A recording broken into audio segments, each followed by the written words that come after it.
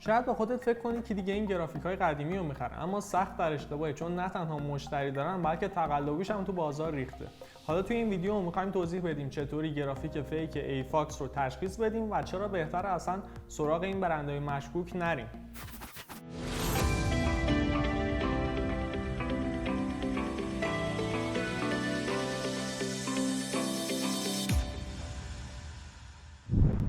سلام به ساکنان خوب شهر سخت افزار، من میثاق مکارمی هستم و خوش اومدید به این ویدیو.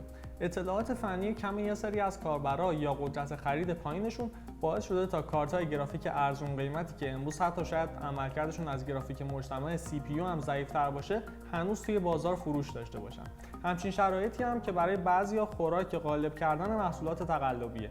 برای همین ما یک گشت توی بازار زدیم و بیشترین حاشیه‌ها رو برای کارت‌های گرافیک ایفاکس دیدیم.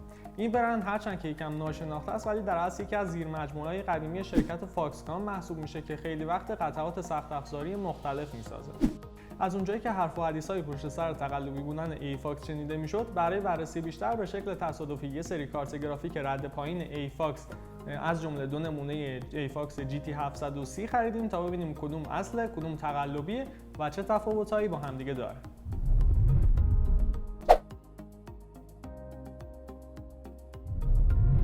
همونطور که گفتم ما اینجا دو تا کارت گرافیک ایفاکس GT 730 با حافظه 4 گیگابایت DDR3 داریم که توی یه نگاه مثل همدیگه، ولی بررسی ما توی شهر سخت افزار نشون میده که یکیشون اصله و یکیشون فیک. اول بریم سراغ این یکی. داخل جعبه این محصول که ما فهمیدیم مدل اصلی براکت‌های نصب لو پروفایل و دفترچه‌های راهنما وجود داره. خود کارت هم از نظر ظاهری دقیقاً مشابه چیزیه که ایفاکس داخل صفحه رسمی سایتش گذاشته. در این مدل فیک ولی یکم قضیه متفاوتی. یکی این که طرح روی جعبه انگار یکم رنگش فرق میکنه و چاپ متفاوتی داره. وضوح نوشته ها هم یه خورده پایین‌تره. داخل جعبه هم براکت‌های لو پروفایل به همراه یه CD درایور انویدیا قرار داره و خود کارت گرافیک هم از نظر ظاهری با شکل رسمیش تفاوتایی داره. هم نوع فن فرق داره، هم برچسب لوگوی روش متفاوته و همین که برچسب مشخصات و فرمت شماره سریال کارت با اصلش یکی نیست.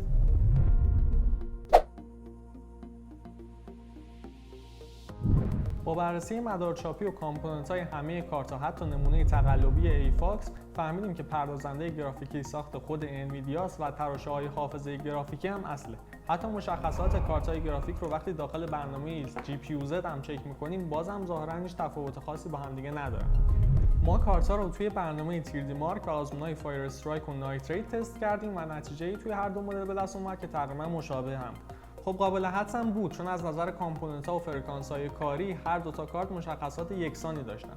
اما همه چیز هم بنچمارک نیست و جنبه‌های دیگه هم باید در نظر گرفت. در واقع تراشه‌های گرافیکی استفاده شده توی این کارت‌ها اونقدر قدیمی و ارزون شده که براشون اصلا نمیصرفه که برن GPU و مموری تقلبی بزنن.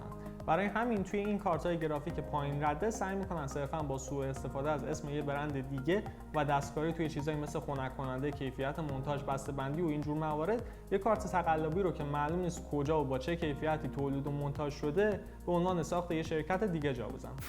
مثلا توی تست دما که روی این دو مدل کارت گرافیکی داشتیم، نسخه فیک ایفاکس GT 730 که اصلا یه فن متفاوتی داشت حدود 4 الی 5 درجه دمای بیشتری داشت و نویز صوتیش هم خیلی بالاتر بود. علاوه بر اون هم خیلی زودتر از کارت گرافیک اصلی به 100% توان چرخش فن رسید.